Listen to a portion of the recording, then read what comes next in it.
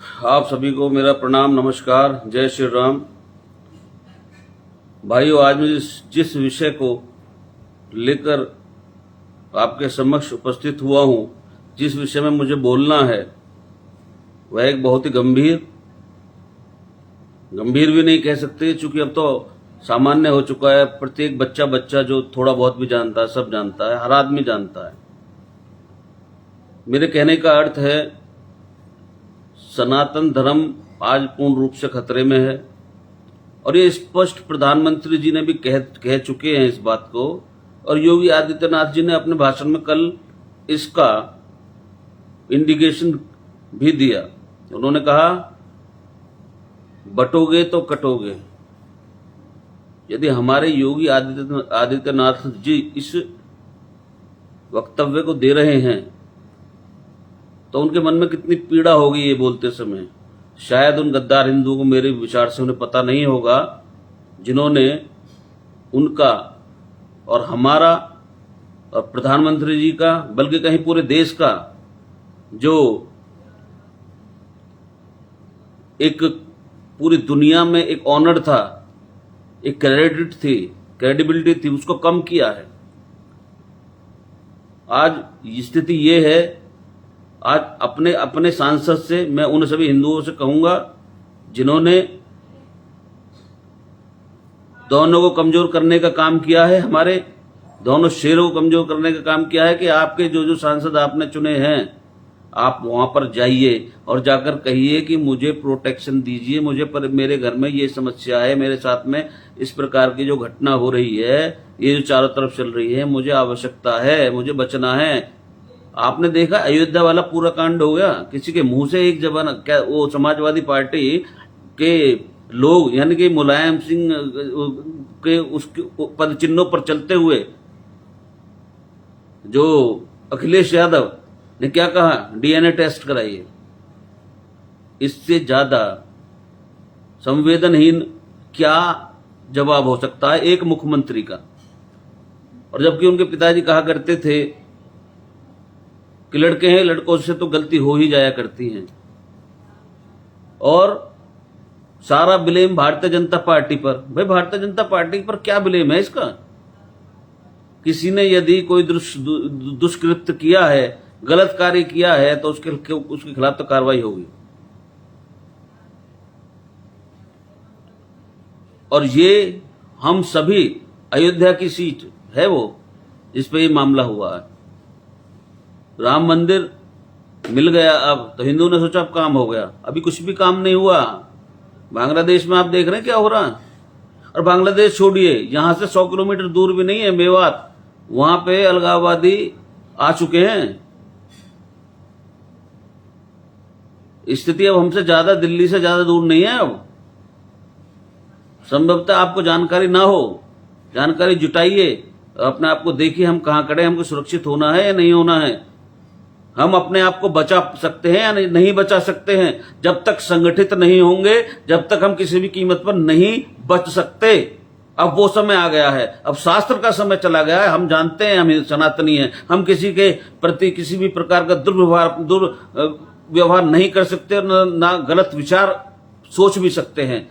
हम अहिंसक हैं, हम किसी का प्रतिकार नहीं कर सकते। परंतु आज स्थिति शास्त्र को छोड़कर शस्त्र उठाने की आ गई है, क्योंकि शास्त्र का काम करते करते हमारी ये हालत हो गई कि हम शस्त्र को तो भूल ही गए। आज अपने आप को सेल्फ डिफेंस करने का एक बहुत बड़ा यह विषय है कि अपने आप को बचाया कैसे जाए, जिसको आप बहुत सामान्य ले रहे हैं। ये आपको इसलिए सामान्य लग रहा है क्योंकि जहां पर ये घटनाएं प्रतिदिन हो रही हैं, वो आपने दृश्य देखे नहीं है, आपके सामने इस तरह का कोई कार्य नहीं हुआ है। अब मैं जो बोलूंगा बहुत महत्वपूर्ण विषय पे बहुत महत्वपूर्ण बातें बोलूंगा, कि आज हम जो ये इस तथाकथित भाईचारे के जहर ने हम सबको एक प्रकार से खत्म कर दिया है।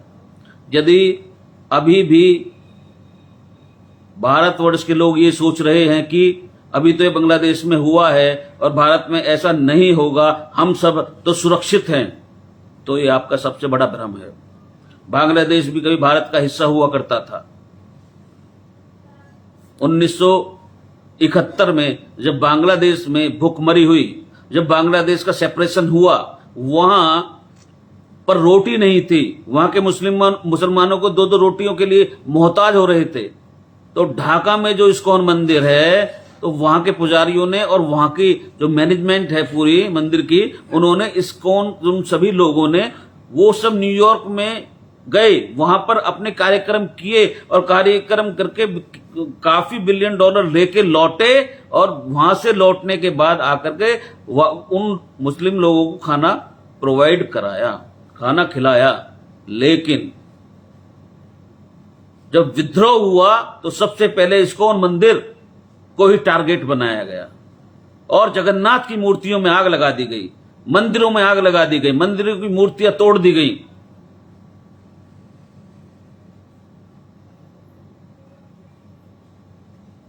जितने भी मंदिर थे,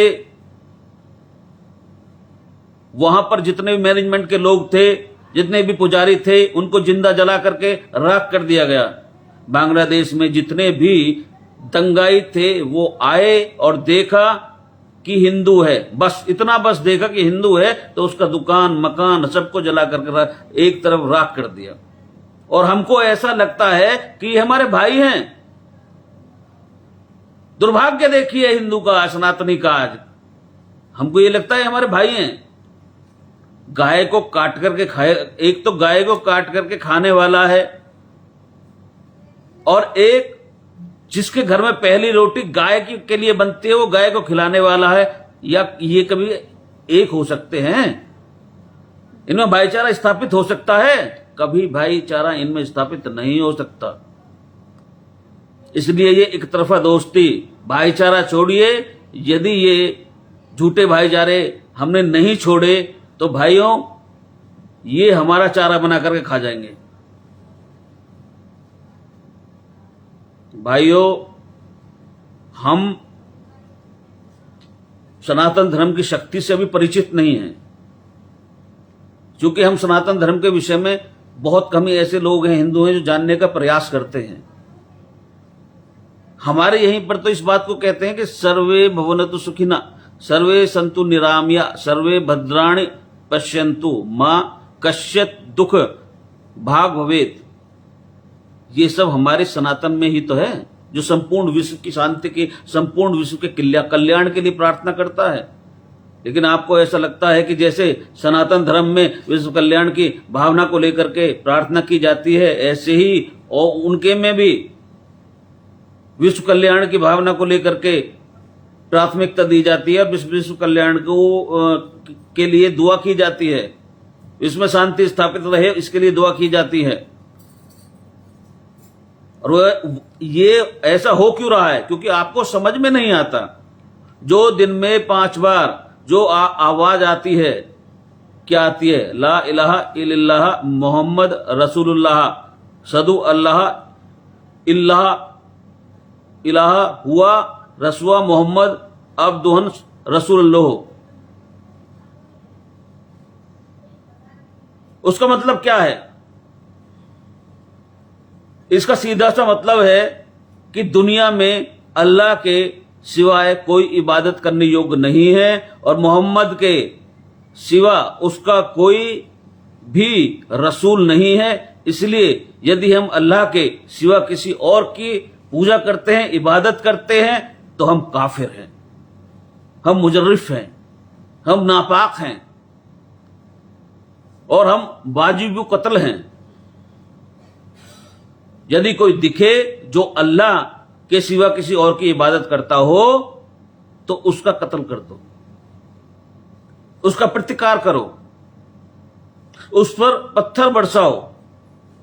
और ये होता भी है।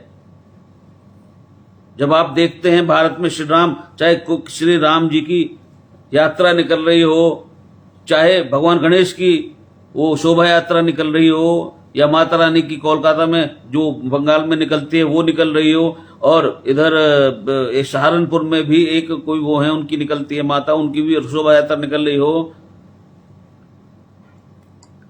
तो जब ये निकलती हैं तो इनके ऊपर पत्थर बरसाए जाते हैं।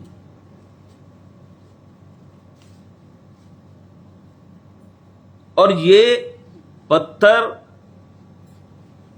और बोतलें आप ये सोचते हैं कि एकदम से कहां से आ गई, ये एकदम से नहीं आती हैं, ये प्लान्ड होता है सब कुछ।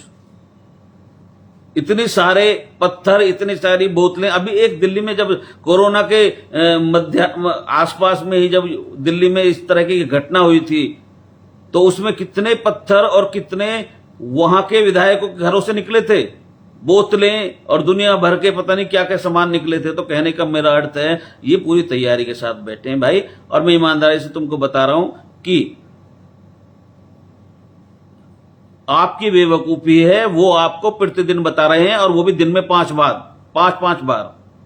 अब आप नहीं समझ रहे हो तो इसमें पूर्णतः आपकी गलती है। हमारे कई विद्वान पुरुष ये कहते हैं कि जो गीता में लिखा है वही, क्या नाम है, कुरान में लिखा है वही बाइबल में लिखा है। ऐसा कहते कहते हिंदू तो मानेगा, क्योंकि हिंदू की सबसे बड़ी कमी क्या है, उसे अपने वो चीजें लेता है, वो कोई यदि प्रवचन कर रहा है तो उन चीजों को ग्रहण करेगा जो उसके लिए आसान होती है, तो हिंदू मान लेगा उस बात को और उसको अपना भी लेगा। आज ऐसे होते होते कहते कहते हमारे सनातनियों को 10 राज्यों में अल्पसंख्यक कर दिया गया है। I want to tell you that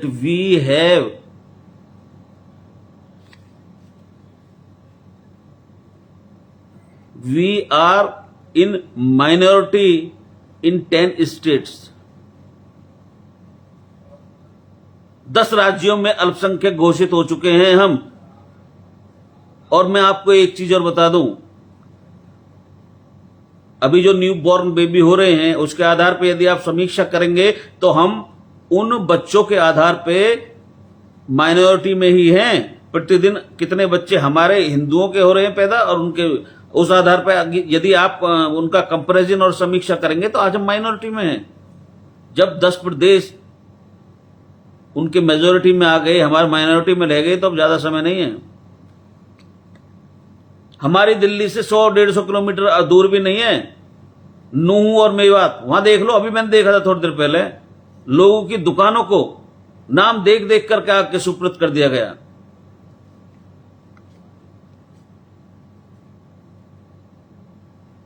दुकानों में आग लगा दी गई, हिंदुओं के पूरे मोहल्ले। और ये आगजनी जो आज बांग्लादेश में हो रही है, ऐसी आगजनी प्रतिदिन भारत में होती है, लेकिन हम सो रहे हैं। हम भारत माता की जय, भारत माता की जय नारे लगाते रहेंगे, जय श्री राम, जय श्री राम, जय श्री राम, जय श्री राम, जय भगवान कृष्ण, जय भगवान कृष्ण नारे लगाते रहेंगे। लेकिन बस यहीं तक सीमित रह जाते हैं नारे लगाने तक ही। ये नहीं कि भगवान श्री राम ने समय के अनुसार जो किया वो हमें अपने जीवन में ग्रहण करना है।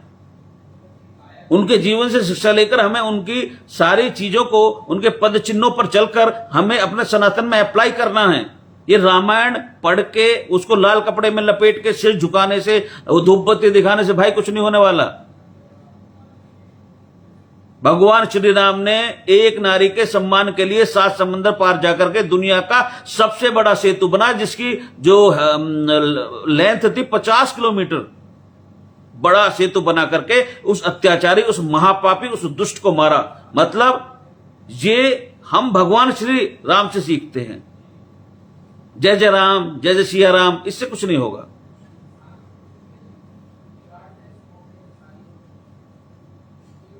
रामचरितमानस को धूप बत्ती दिखाई, बस हो गया। हमारा सनातन ये नहीं सिखाता। बेशक हम हिंसक नहीं हैं, सनातन हमको अहिंसा सिखाता है, सत्य और अहिंसा के मार्ग पर लेके जाता है, और शांति, पूरे विश्व की शांति के लिए प्रार्थना करता है। हम किसी पर अटैक करें, ये हमें सनातन नहीं सिखाता, पर सनातन ये अवश्य कहता है कि कम से कम अपनी आत्मरक्षा तो करो।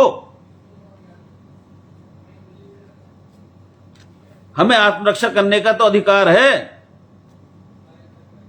सनातन धर्म शांति का मार्ग प्रशस्त करता है, पर सनातन धर्म डिफेंस, सेल्फ डिफेंस की, आत्मरक्षा की बात भी करता है। विश्वामित्र आदि के भी यज्ञ हवन जब सफल होते हैं, जब पहरे पर स्वयं धनुर्धर राम खड़े होते हैं। यदि हमारे पास शस्त्र और शास्त्र नहीं होगा तो मैं आपको बता रहा हूं 15 सालों के बाद हमारा अस्तित्व समाप्त हो जाएगा, ये तय है। आज सनातनियों ने अपने शास्त्रों को, अपने शस्त्रों को तो कोने में फेंक दिया, वो जानता ही नहीं है। क्योंकि हम हिंदू हैं, हम तो लड़ेंगे नहीं। हम ब्राह्मण हैं, हम नहीं लड़ेंगे भाई। हम ये हैं, हम नहीं लड़ेंगे। और शास्त्रों को भी अपने से दूर कर दिया है। इनको जितने भी शास्त्र हैं हमारे, उनको लाल कपड़े में, उसमें लाल कपड़े में रख के दूर रख दिया है। मैं प्रतिदिन ये कहता हूं, यदि गीता पढ़ रहे हो तो गीता को अपने जीवन में उतारने का प्रयास करो। कितनी शक्ति गीता हमें देती है। भगवान श्री कृष्ण को अर्जुन ने कहां से उठा के एक साम्राज्य, उन 5 भाइयों को साम्राज्य दिलाया। ये सब करना गीता सिखाती है, उसको धारण करना है हमें, पढ़ के बहुत धूपबत्ती छोड़नी नहीं है। भगवान श्री राम ने उस समय की सबसे बड़ी शक्ति को, जिसके पास भगवान से ज्यादा, भगवान श्री राम से वैभव ज्यादा था, जिसके पास शक्ति ज्यादा थी, जो भगवान शिव का उनसे ज्यादा पुजारी था, उसको उन्होंने परास्त किया। तो कितना जज्बा और साहस होगा। इस तरह के साहस की आवश्यकता है आज सनातनी को।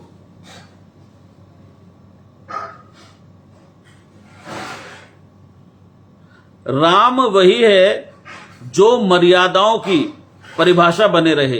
राम वही जो भारत भूमि की अंतिम आशा बने रहे, जिसने राजमहल के वैभव को सन्यासी बना दिया, जिसने खुद को राजा से हंसकर वनवासी बना दिया। माना उसके जन्मभूमि मुद्दे पर काम जरूरी है,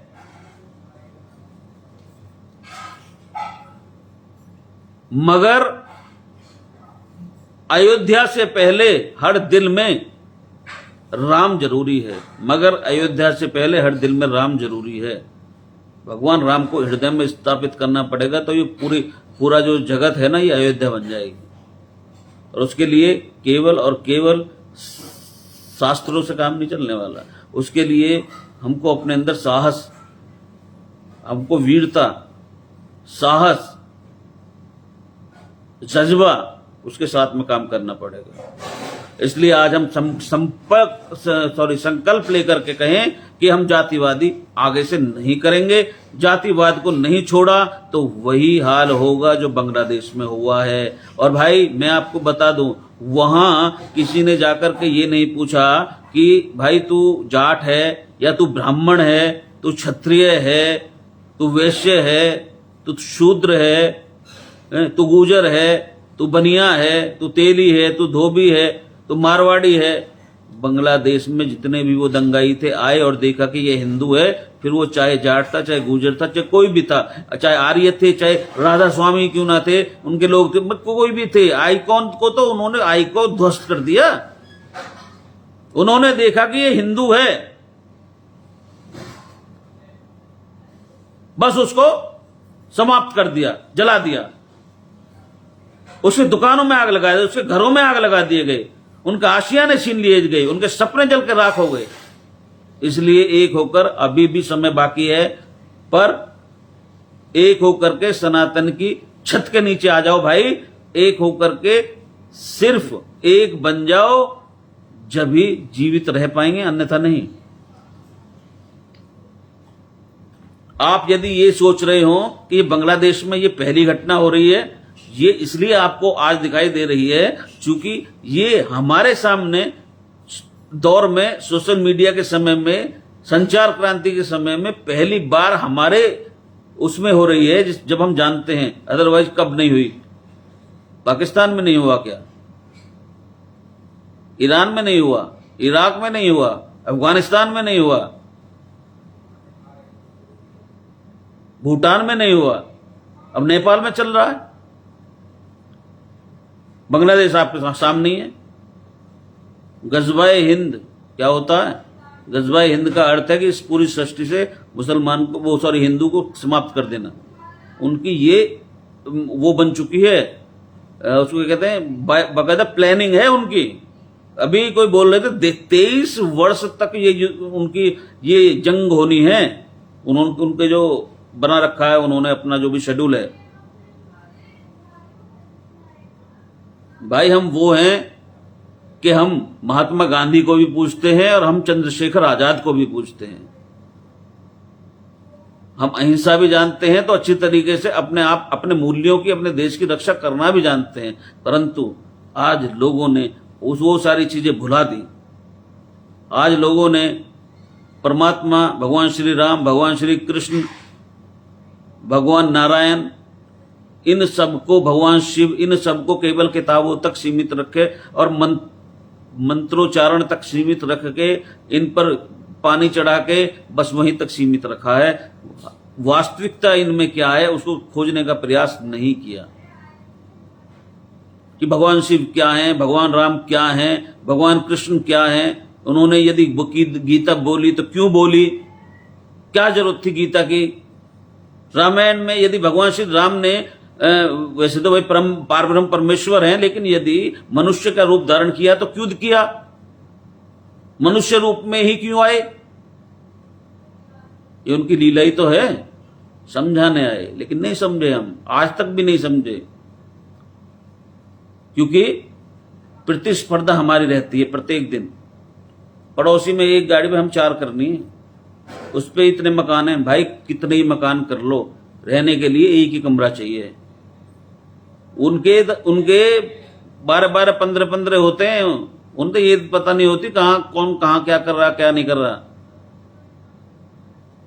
वोट अभी मैंने उनको सुना था, पुष्पेंद्र क्या नाम है उनका, क्योंकि उनकी 12 हैं तो 12 वोट काउंट होंगी।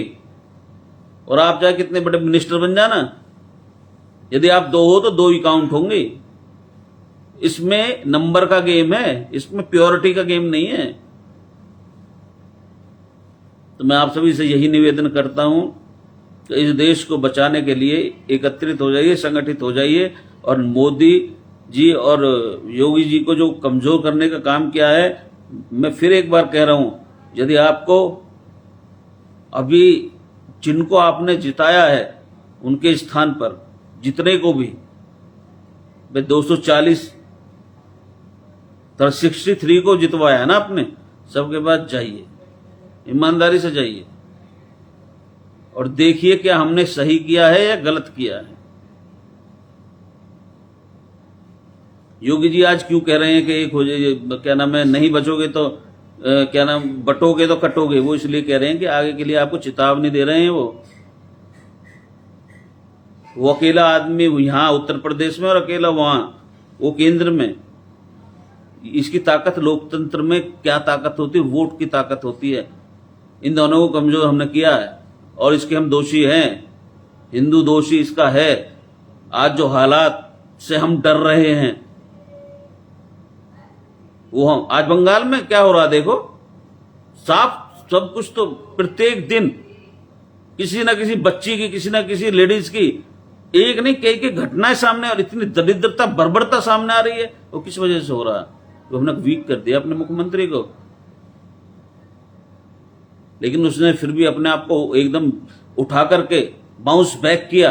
पर अब की बार ये गलती ना हो जाए भाई, मैं तुमको बता रहा हूं।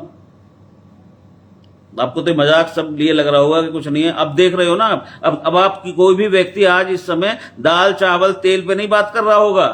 अब प्रत्येक व्यक्ति ये बात कर रहा है कि कैसे मेरे बच्चे बचे।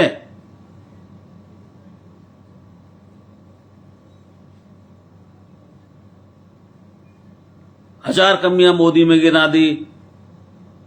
अरे मोदी में क्या कमी है हमें बताओ ना। जो व्यक्ति ने सब कुछ छोड़ दिया, ना उसके बीवी ना बच्चे, कुछ भी नहीं है उसका, ना परिवार, आगे ना पीछे, ना ऊपर ना नीचे,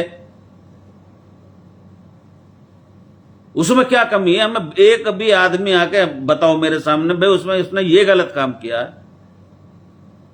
बेफिजूल में बेवकूफ बना के तुम्हें ले गए हैं। वो बहुत बड़े जो विद्वान लोग हैं, वो संविधान दिखा, संविधान खत्म हो जाएगा, बेवकूफ बना के तुम्हें पागल बनाया और ले गए वोट। कितने बड़े महान विद्वान हैं आप। सनातन धर्म के सभी भाई बहनों से मैं प्रार्थना करता हूं, निवेदन करता हूं कि एकत्रित इकट्ठा होना बहुत आवश्यक है।